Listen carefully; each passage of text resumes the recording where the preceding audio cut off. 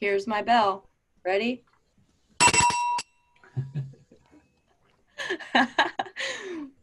Hello, everyone. Welcome to the Bloomington Rotary Club's weekly celebration of service for July 14th, 2020. I'm your current president, Ashley Sullivan. Thank you so much for being here. I would like to introduce our reflection for today, Sandy Keller. And Sandy, you'll need to switch on your microphone. I just did that. Thank you very much for that. Okay. So, with all the things that have been going on and the things that are happening in the news and the amount of physical space we are not allowed to have with each other, the thing that I have missed the most is my ability to shake someone's hand or to be able to wrap my arms around somebody that I truly miss, that means so much to me. I think that probably one of the bigger things that I look forward to at Rotary meetings was the ability to see all of you and embrace you and shake your hands. So I was thinking about that earlier today, and I thought, our hands do so many things. My sister, who lost her hearing for a long time, used her hands to actually talk. But our hands are the hands of compassion. They serve, they lift other people up. They feed the poor, they are hands of comfort, they heal the sick, they bring babies into the world, they bless us, they welcome others who are lost, they offer support, they reach out in peace. My friends who are Jewish have a saying, Tikkun Olam. I don't know if you've heard it before, but it means repair the world. I think of Rotarians when I think of that phrase, with all the good works that are done locally and around the world. There are currently 1.2 million Rotarians worldwide. Did you know that?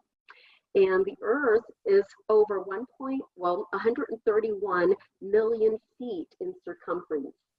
If each of our Rotarians had an average arm length of 4 feet, that would mean if we joined each other hand to hand, we would need approximately 27 rotaries for each one of us that we have right now to circle the globe.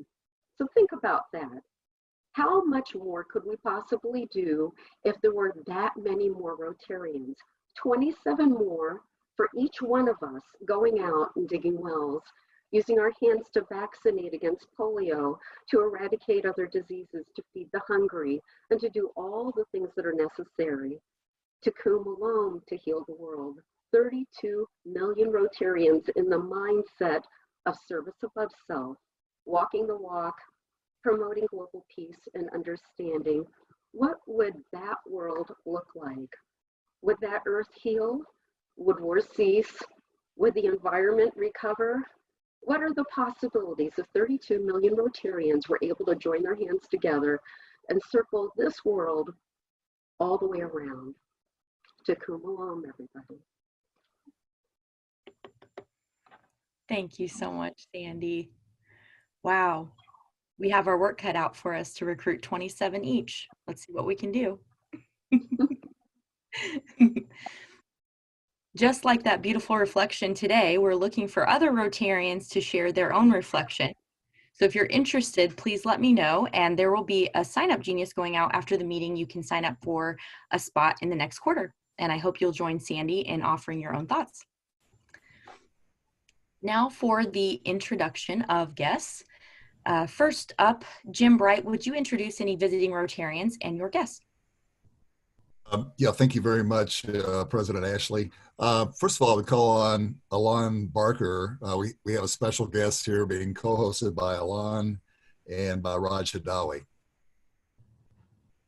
Sure, everybody. Hi, everybody. It's great to see you all. And I'm here to welcome Marietta Simpson to our midst. Marietta Simpson is a faculty member in the Jacobs School of Music. She's the Rudy Professor of Voice, has been with us since 2005, is the most extraordinary person, one of our shining lights in the Jacobs School of Music, has an incredible career on concert stages around the world with major symphony orchestras and opera houses, and as an artist in her own right, doing some very, very interesting work as the world changes around us and as we come to terms with so many things related to diversity, inclusion, how to speak speak to power through the arts. So Marietta, it's really, really great to have you with us. Thank you for being with us. And she's also good at singing the anthem at Assembly Hall. Indeed, yeah. Welcome, Marietta. Thank you so much for joining us today. Also pleased to have with us today Connie Shakalis, the wife of fellow Rotarian Gus Shakalis. Welcome, Connie. Let's see, we have with us today two members of the IU Bloomington Rotary Club. Special welcome to them. Megan Gerhardt, the incoming president, and Maren McClellan, who served as president last year. So welcome to our Rotaractors. Good to see on the screen here Roseanne and Artie Levy, whom we haven't seen for a while. So welcome back. Am I missing any of our other, I see Don Colglazier has joined us. Don, glad you could join us today. Anybody else I've missed? And okay. Patrick Amara is with us as well, but he'll be introduced in a moment. Brian Haynes. Yeah. Brian Haynes here. Visiting president of the Bloomington North Rotary Club, Brian Haynes. Welcome. I think that we got everyone. Thanks, Jim. Thanks, Alon. And welcome again, Marietta. And thank you to everyone who is here, who joins us without fail every week, and who's watching on YouTube after this meeting. You're welcome too. A few housekeeping items. Thanks to our producers, Alon Barker and Michael Shermis, for making this gathering possible over Zoom. I couldn't do it without you. And this week's Roundabout reporter is Bill Perkins. Thank you for documenting this meeting. I'm going to introduce some birthdays. What we're going to do moving forward is announce all the birthdays for a month, right at the beginning, first meeting of the month. Actually, don't forget about the pledge. We're not doing the pledge. And if you have thoughts on that, you can contact me privately, but there are many reasons. One of the main ones is it's very difficult to perform the pledge over Zoom. So we can continue that conversation privately, but that will not be included in our celebrations moving forward. Birthdays this month, the rest of this month, Paul Hazel, July 14th, Fred Dunn, July 20th, Charlie Osborne, July 21st, myself, July 21st, Dick McCaig, July 25th, and Scott Walters, July 25th. Happy birthday. Happy birthday. And membership anniversaries, Mike Wade on July 11th celebrated 3 years. So next is our community of Rotarians representation in the news and around the community. So I hope everyone was able to see Charlotte's letter in the HT. We have to have a voice in our community to be sure someone in this room is always doing something. And we are definitely people of action, and you can see that with all the updates. Alon, Michael, and Judy were recognized again for their recent Rotary Awards in a highlight in the HT, so congratulations again.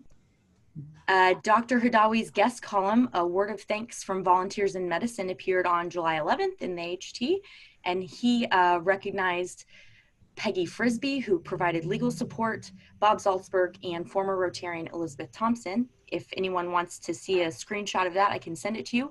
All of the links will be in the roundabout. Sarah Laughlin, former president of the board of the Teachers Warehouse, was nominated for a City of Bloomington Be More Award, which is being presented right now. So she's not with us here, but we're celebrating with her in spirit, and congratulations to Sarah. Much deserved award. All of those, like I said, are featured in the roundabout and on our Facebook. Thanks to Aaron, Jim, and Owen for their ever watchful eye for reporting those things, and you can always catch them somewhere.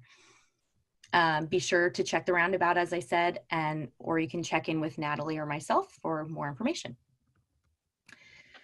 Something that I want to highlight is volunteering opportunities. So we are an organization of service above self, and I want to make sure that we really focus on that service. So we have 3 active opportunities available right now. Please notify me or Natalie if you see an opportunity in the community that we could be attached to. The first one is the 34th Annual Strawberry Festival needs delivery drivers on July 21st and 22nd, and some help with doing safe pickup the day of on the 23rd at Switchyard Park Pavilion. The link to sign up will be in the roundabout, and the Strawberry Festival is an annual fundraiser organized by the Ladies Auxiliary of the Boys and Girls Club. Another opportunity I'm really excited about is Helping Hands. Civic Champs, which we are connected with to help us document our volunteer hours and organize our activities, is launching a program called Helping Hands. It's a nonprofit project to match volunteers in the community with those in need during this pandemic. We understand that many can't get to the grocery store, can't pick up medications or do things around their homes. And so there's a service where you can sign up to volunteer with your availability and be matched with someone in the community who needs support. Totally opt-in, but it is an opportunity that you can sign up for if you're interested. So the link to the form to sign up will be in our roundabout. There's an information number to call as well to be connected, or you can just contact me. And our last opportunity for right now is Teachers Warehouse. As they prepare to open, they desperately need volunteer support outside of the people who regularly give their time, Monday through Friday. Preparations for reopening include everything from inventory to stocking and de-spidering. Hope somebody might be interested in doing that. You can volunteer by emailing volunteers@teacherswarehouse.org. Again, linked in the roundabout. So speaking of Teachers Warehouse, it is time for Happy Dollars. Our Happy Dollar contributions go to support the Teachers Warehouse. And if you have been giving virtual Happy Dollars without actually donating them, now's your chance to actually pay up. So you can see there's a link in the chat that you can connect to PayPal and you can donate your dollars to Teachers Warehouse. So let's get started. Anybody have anything to be happy about? Yeah, actually, I just wanted to say that I did $5 last week to test it out, and it's easy as pie. 3 or 4 clicks, and you're right there, and you're all giving it, and bam, it shows up. So I'm just happy how easy it was. There you go. Great, thanks. So think of something happy. Not all at once. Okay, I'm happy. I'm happy because I got to know Ashley last week. We physically distanced on my outside back porch, screened-in porch, Thursday afternoon. And I got to know her, and I'm really excited about her year. And guys, Ashley's a millennial. She's 36 years old. I just want to point that out. She's one of our youngest presidents ever. Woot. Yay. I'm very happy, and I'm going to donate money as well through that link. That this is the first time in a while that I've been in a meeting with a fellow South African of origin. I'm very happy that Patrick Omar is with us, and both of us grew up in the same country originally. Yes. Leslie, did you raise your hand? I was waiting. Oh. Solidarity. I'm happy for the weather. The weather's been fantastic. So I'll give some money for that because it's going to get hot. I see. Aaron. I'm very happy with our president and our president-elect, and I just want to congratulate you and thank you again. And you know, the vision that you're bringing is going to be change, but good change. And I'm really excited to see how everything unfolds in the future. So thank you. I'm happy. I'm happy. Happy.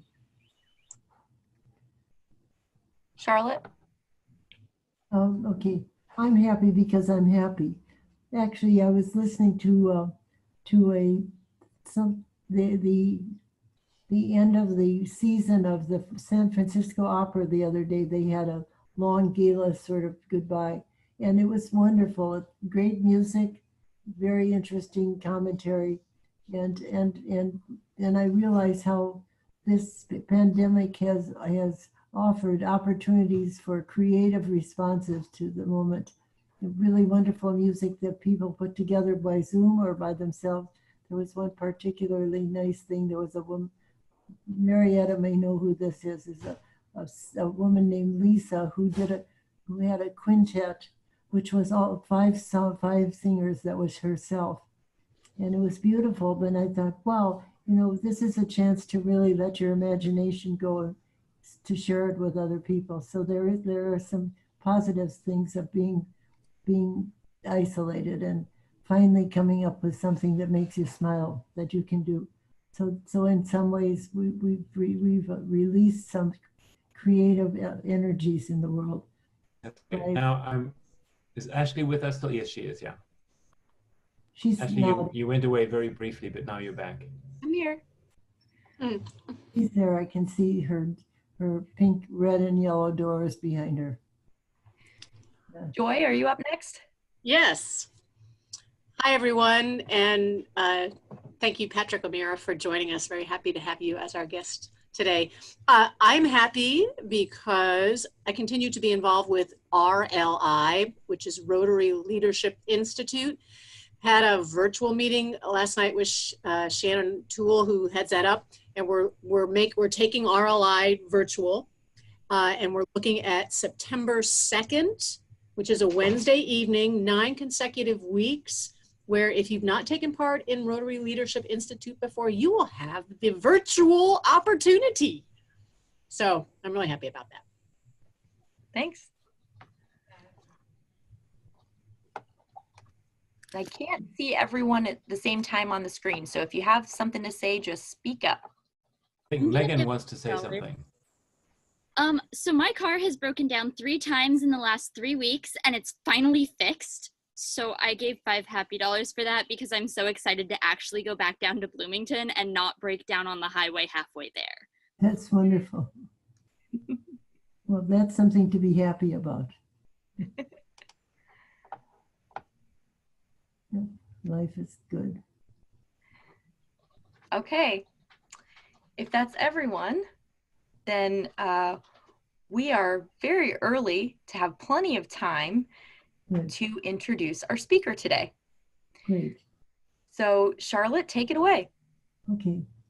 I'm very happy to be able to introduce Patrick O'Meara, who's been the Vice President, IU Vice President for International Affairs for a number of years under President McRobbie.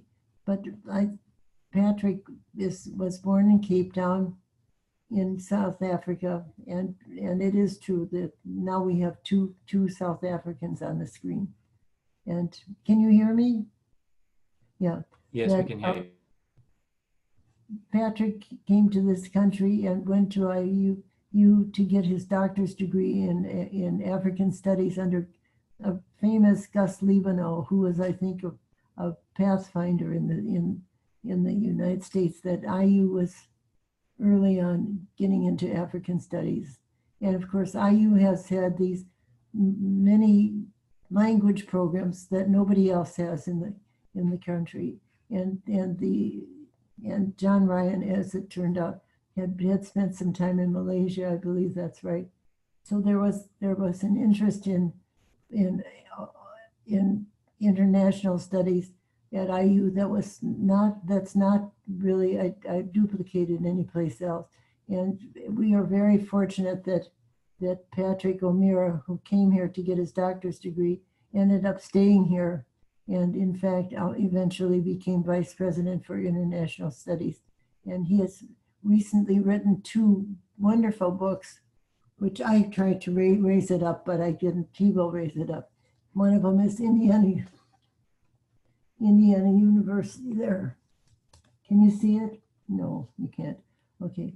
Indiana University in the World, which outlines chapter by chapter Indiana University's relationship with other countries in the world. And they're not just your ordinary countries. We've got Liberia and Mongolia and China and other ones that other universities are involved with. But IU is, I would guess Patrick can speak to this, that IU is unusually aligned with many universities. And we've been very fortunate in that. And right now, I think must be a very challenging time with the recent presidential edict that makes it difficult to have international students here. But Patrick O'Meara has been a leader in making things happen at IU for international studies, and we're very fortunate to have him. And besides, he's really nice.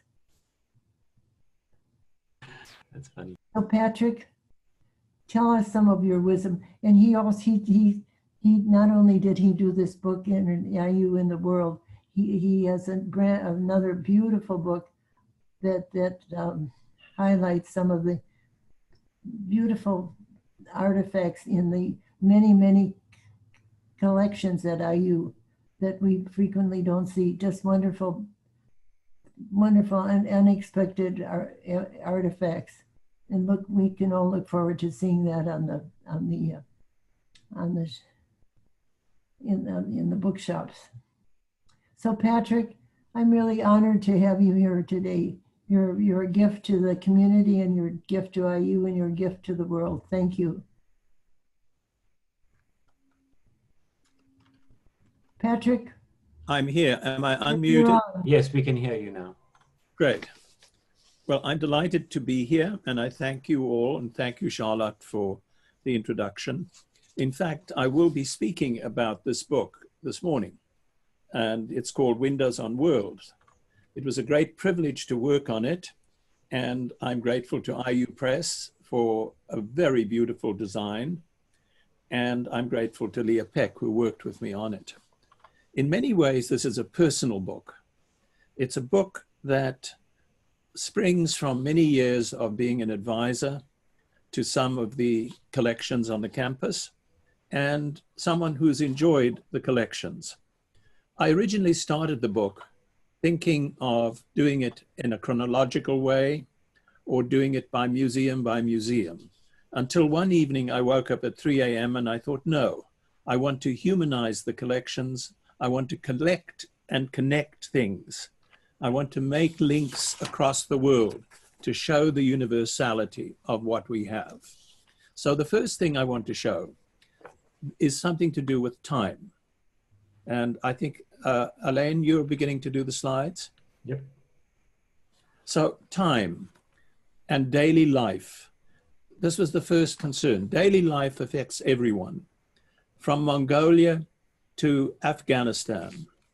But time is depicted in a clock. And the first item I'm showing is a wonderful clock, a Boule clock from 1642 in the collection of IU in the Federal Room on the campus.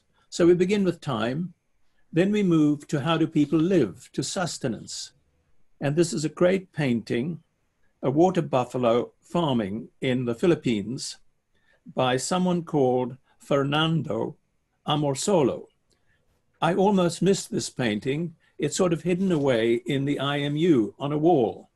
And Sherry Rausch, the campus collection director, drew my attention to it. The next item is an interesting one as we go on with daily life, fishing. A fishing basket, an Inuit fishing basket. But the owners were important. The owners were Lynn Ostrom and Vincent Ostrom. And Eleanor Ostrom won the Nobel Prize, one of our distinguished faculty members. Not only did she collect Inuit art, but she kept a meticulous record of every item with small drawings. So as we go on with life, we now move to a child, an interesting child, a Native American child. And please notice we are including Native America in our book because of the sovereignty of the Native American regions.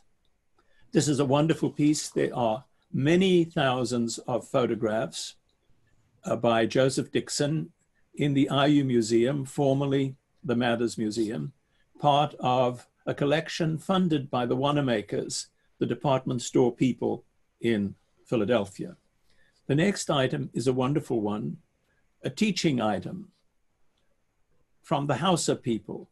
So from time to living to learning.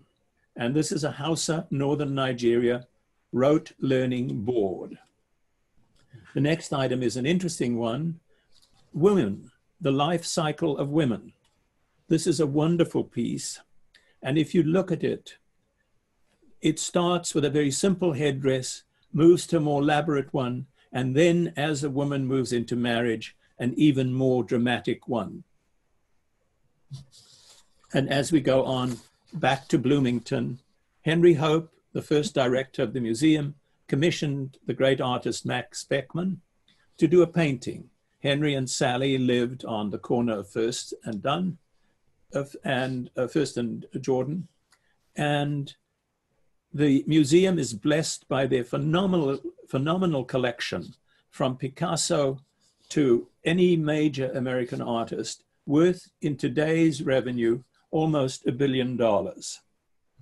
And then we move to an amazing artifact, a coffin, as we look at the life cycle from Ghana, life size, very elaborate, in the form of a fish. The man was probably a fisherman. So we start living daily life, and then we mean to go on to adornment. What do people do? How do they look? What do they do with their lives? An amazing array of items. Let's start looking at them. Let's start, as I said, across the world. An African piece, a wonderful piece from Ghana, from the Mary Warren collection in the Mathers. And please note, as we move, we'll go from Ghana to a beautiful designer, Mariano Fortuny, the Delphos gown. He operated out of Venice, and it's a classic piece. And again, adornment. The next piece is very interesting. Yves Saint Laurent, all of these from the Sage collection. Very valuable piece, an original piece by Saint Laurent for Anne Bass, and Laurent would send her a drawing and a piece of fabric. And this is probably a very, very priceless piece today. We go on. Jewelry, which is universal. A beautiful piece of jewelry from the Burton Berry collection in the IU Museum. A marvelous piece, a necklace with Eros from about 250 before the Christian era. Gold, and part of the Burton Berry collection, which has a very large holding of early Roman and Greek jewelry. And I want to show you another favorite piece from that collection, a Greek piece of disc earrings, also from the Burton Berry collection, also in gold. And then finally, another dress, of course, a cocktail dress that belonged to someone in the music school, an original Christian Dior, owned by Svetlana, who was the major ballet instructor in the Jacob School. And the dress is, again, major iconic piece, very early Christian Dior. And then, to show the universality, from Suriname in North America, a bird necklace made actually from live birds. So from adornment, I want to move on to what do we do with our lives. We travel, maps, and exploration. And there are wonderful things in the collections at IU. Let's go through some of them. This is one of my favorite pieces. This is an early Paul Klee, Swiss artist. Klee had been on a vacation to Tunisia, and he was entranced by his first visit to Africa. He incorporates a dome and camels, and behind the camels, a beautiful gold piece of the paper that is luminous. And what he's trying to show is the light of Africa. From Paul Klee, we move to another piece, the Boxer Codex, a marvelous piece. Boxer was a very unusual man who came to Indiana University late in his career. He had been everything from a spy, from a distinguished family in Britain, and he was married to a remarkable woman, Emily Hahn, who was the notorious Miss Hahn. And their romance was chronicled in the newspapers like Zelda and Fitzgerald. And he found in an auction of Lord Ilchester the Boxer book called the Boxer Codex, a major book which would have been on a shelf except for Boxer's brilliant knowledge. And this piece on the Sino-Spanish Codex from 1590 is in the collections. And then we move to a wonderful piece, perhaps the first printed atlas in history, the Abraham Ortelius Atlas, also in the Lilly Library. So we've been journeying, we've been going on this journey. And as we continue the journey, we see another item of interest, a beautiful Bentley. This was owned by Tom Solly, who was my neighbor. His mother was one of the heirs of the Lilly fortune. And Tom became ultimately the director of what is now the Eskenazi Museum. He had a collection of cars, and I would see them riding up and down the street, marvelous ones. I've never envied anyone anything really, except for Tom's 1938 convertible midnight blue Bentley. This is part of the collection of Tom's publications that are in the Lilly Library. Not only did he collect cars and art, but also literature on cars. And so as we continue our journey, we come to another area of interest, the area of art. And what I've tried to do with art is not to go to the major iconic pieces that everyone knows in the museum, but to look at something a little different, a little unusual perhaps, and where they are. A wonderful piece by a Latin American designer in paper who had been ill and who created this fantasy out of his delirium. And that's also in the Mathers Museum. And we have another piece that's equally iconic, Chagall. Now, where is it? The Chagall pieces on the Arabian Nights are in the Kinsey Institute. And they're wonderful pieces. And the Kinsey has a great collection from Rembrandt to Picasso.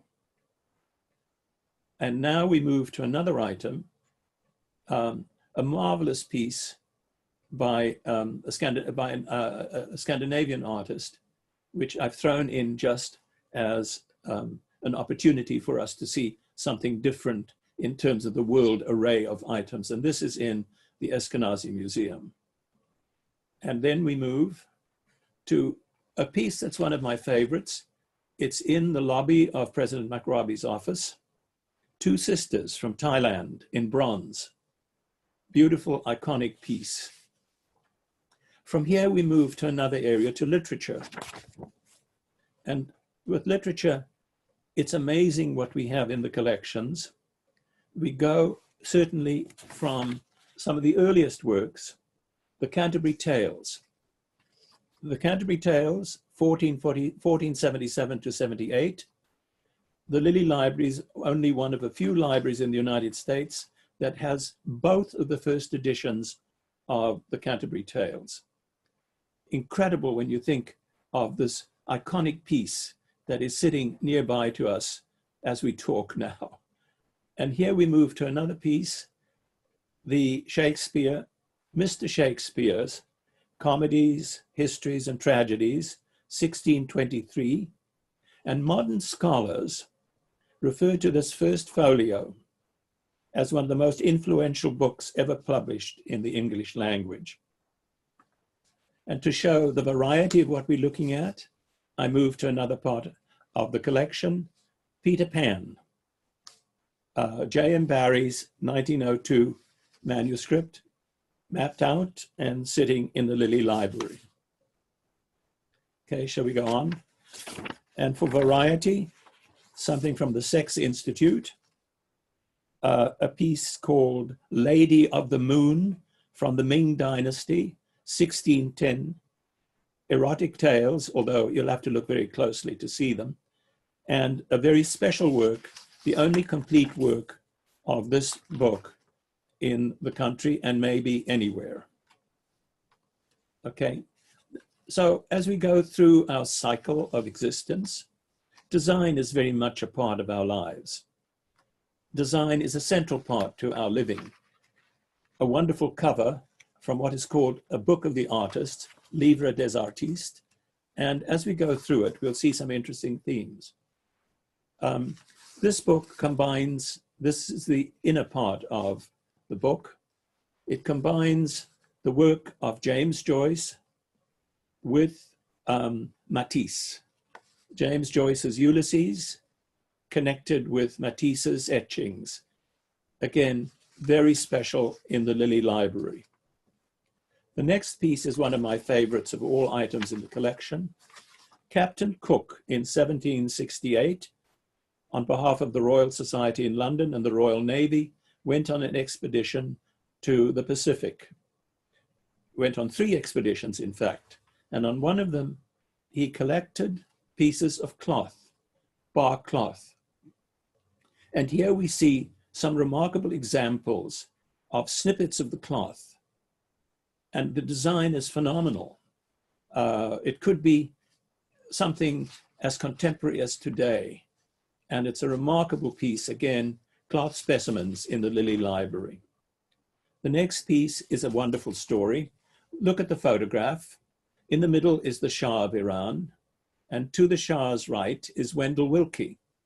And this is in Isfahan in Iran. They are sitting out of doors, having lunch, and at their feet is a marvelous Oriental rug, a Rotary rug. And during the lunch, Wendell Willkie admires the rug. And of course, in typical Middle Eastern hospitality, the next morning, the rug arrives in a package at Wendell Willkie's hotel. The rug then moved with the Willkie collection to the Lilly Library until a couple of years ago when Michael McRobbie visited the library and saw the rug and thought it needs a more visible place. And here we see this marvelous rug in the sunroom in the Bryan House, in the President's house. So we've looked at design, and we have one more, I think, Elaine. No, we're going straight into power. Power is a remarkable entity. Power stretches across so many things. Power is with us everywhere we turn.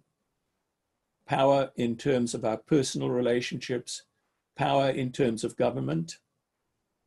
And I've tried to show linkages with power, connections with power. So let's go to the first slide in this section. And this is a remarkable document. It's the Great Seal of Queen Elizabeth I.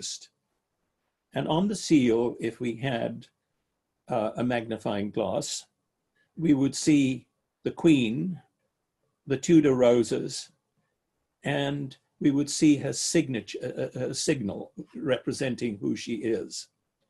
There can be no mistake as you look at this, that this is the seal of a powerful woman. A great seal, and again in the Lilly Library. And we look at this in conjunction with a remarkable piece, the next piece, which is a pipe, a Bamileke pipe in a collection of pipes donated to the university by Richard Bauman. And what's interesting about this pipe is it's a pipe of a great man in the Cameroon. It was not really smoked. It would be carried in processions, and it would indicate his status and his significance. So we look at Queen Elizabeth, we look at an African pipe, and now we move to another interesting item, a mace, a great mace purchased by Herman Wells of George III, probably about 1800. It's a processional piece, and the top is removable. And Wells bought this thinking he was going to economize. He thought it would be put in the middle of tables when the university had banquets, and there would be saving of money in terms of the purchasing of flowers.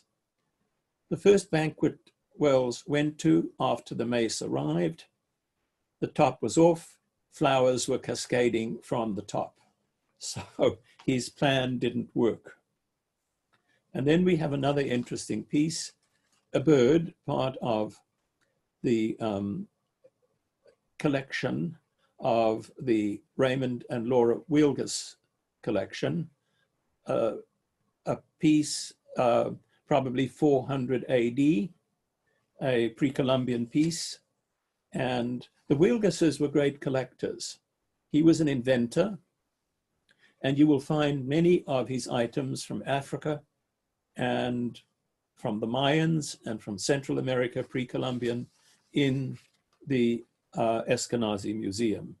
And this was a significance of a bird that has fleetness and is powerful, probably used by a warrior. And the next slide is a piece from the collection, a Koro mask, a beautiful piece. Roy Sieber, who was very significant in teaching and doing research about African art, donated the piece from Nigeria, a Koro piece, used for the power of chieftainship, but also for the power of the seasons, for agriculture. And then another powerful site from the Kinsey collection. Now this is an interesting piece. It's the power of sex, but this is an unusual piece. This is Kate M. by a very famous photographer, Erwin Olaf. It's from his Mature series in 1990. He's a Dutch photographer, and what he's trying to show is the significance of women.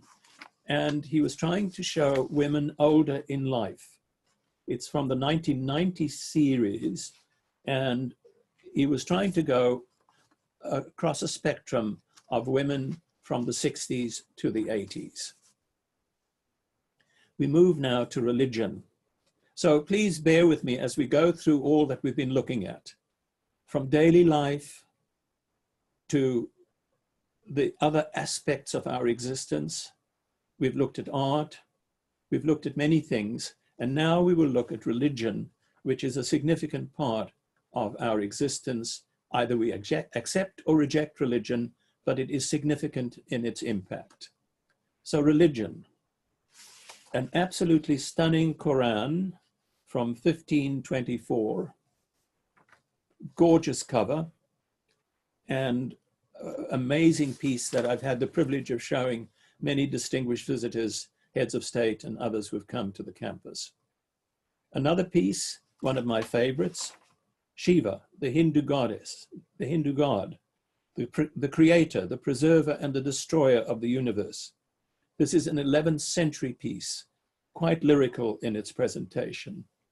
And then as we go through the religious cycle, a piece we discovered, which is in the Eskenazi Museum, it's a wedding ring, a ring shaped like a synagogue, symbolizing the sacredness of marriage and the family in Jewish life.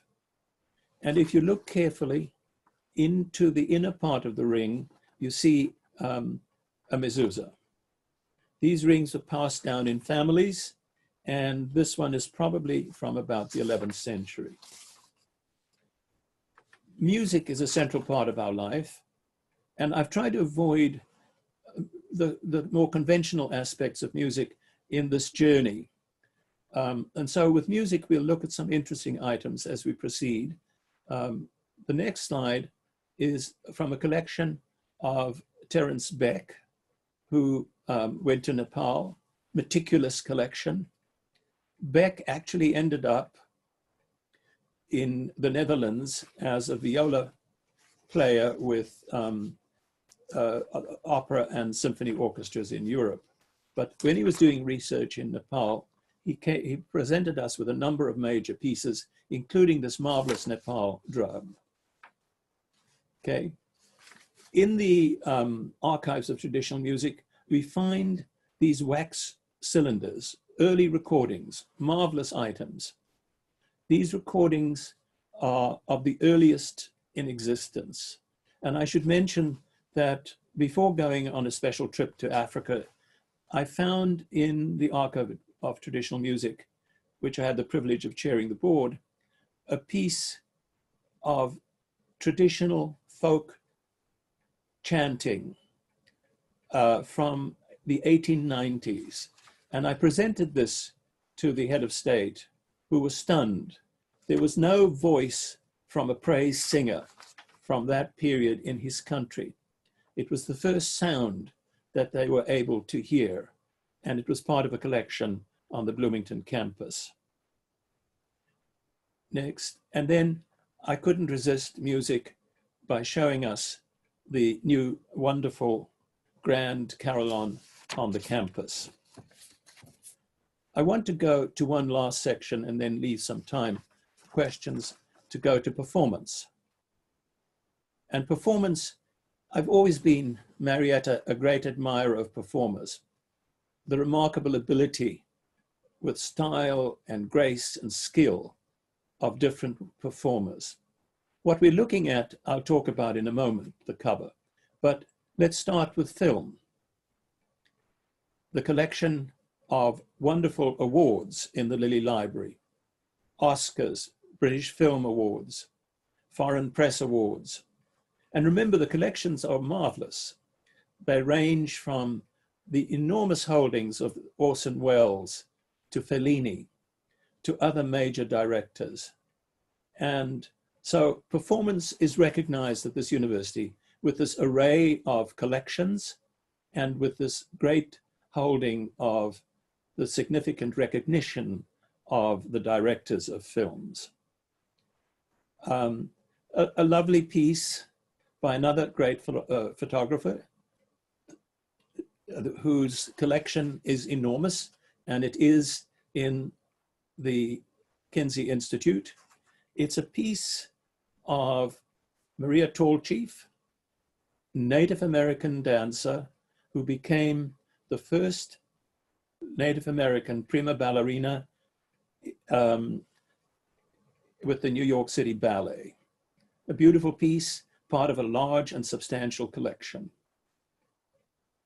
And then a very unusual piece, Nijinsky, by Andrei Avinov, who was a friend of Kinsey, who was an artist but also collected and documented different aspects of nature.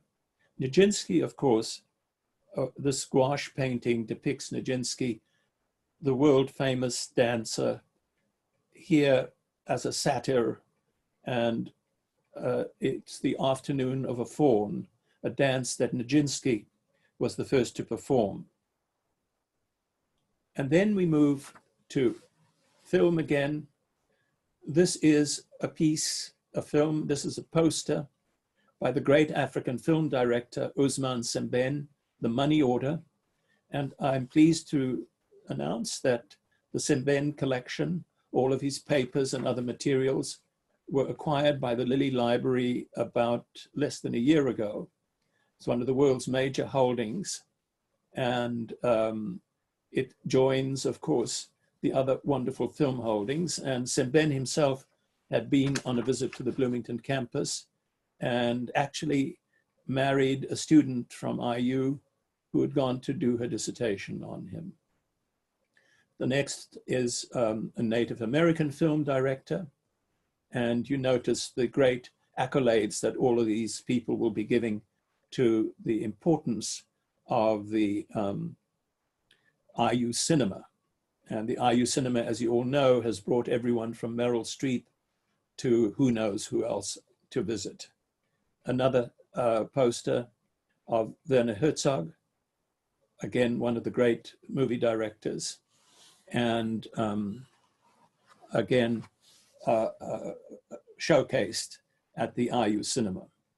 And then the final piece is Peter Weir, the Australian film director, and another significant movie director. And as I close, I want to look at some costumes. And I'm sure Marietta knows Virginia Zayani.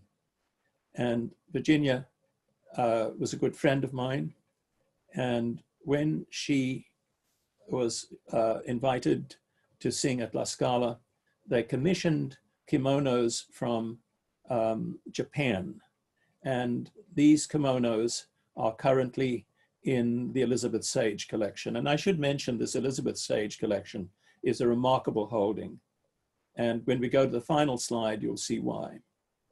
This is an outfit designed for the movie 101 Dalmatians, designed by the English designer Anthony Powell.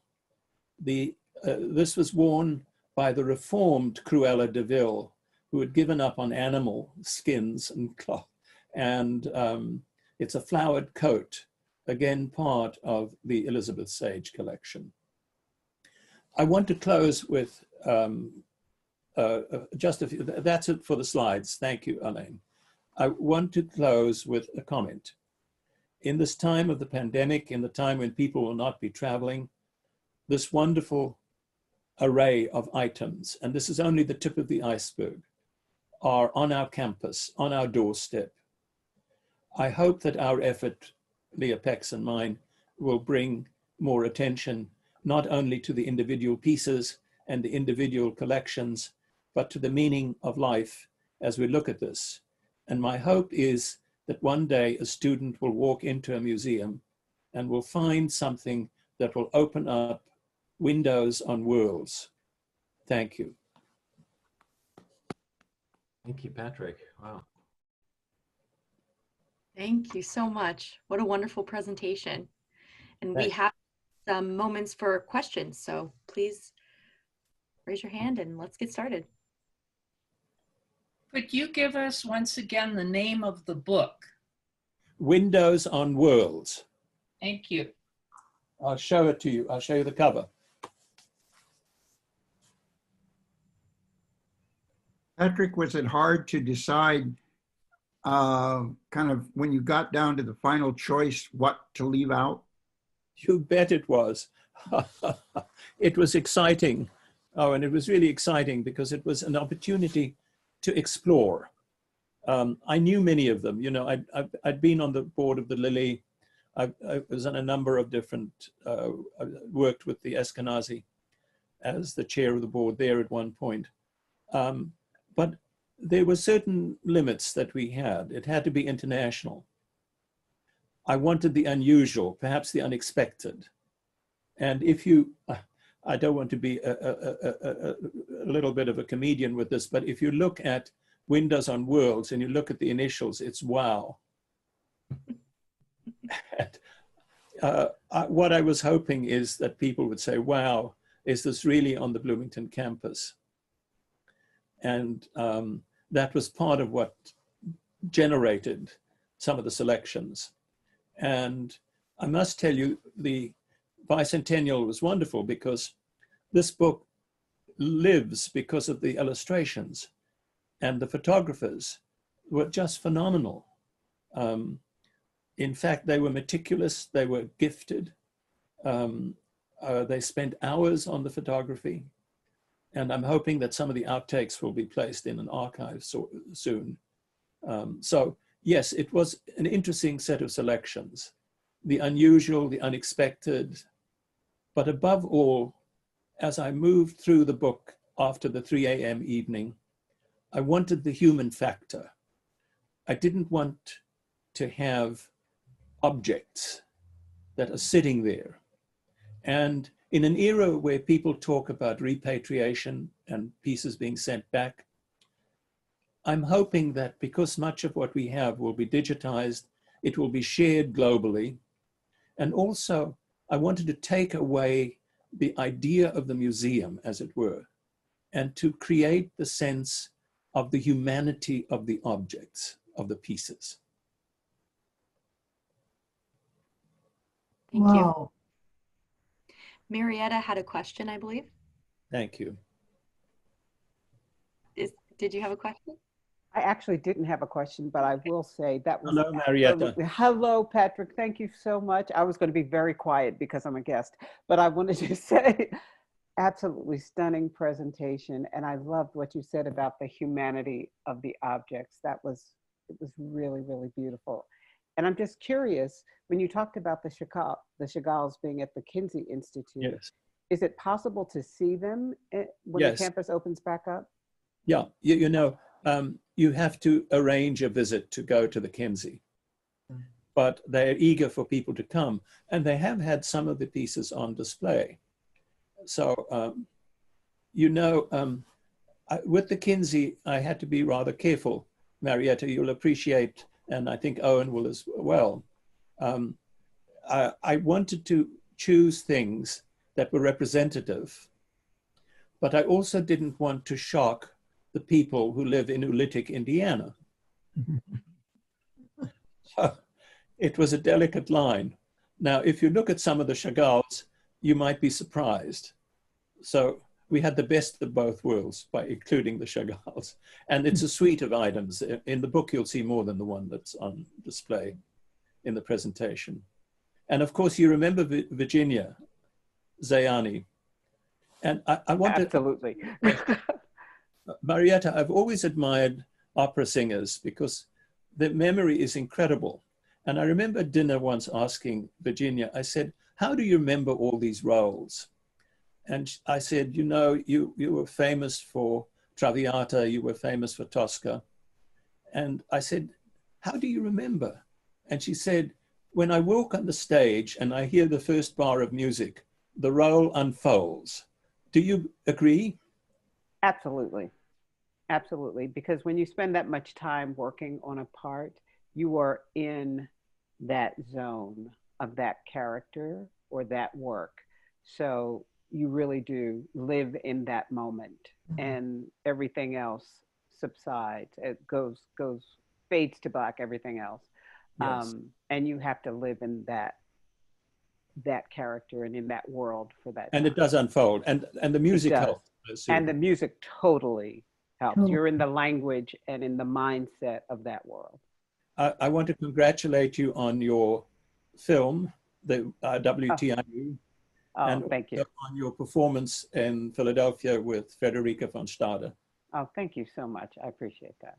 But this is absolutely, I was saying wow throughout the entire presentation, so that would be the acronym is fabulous.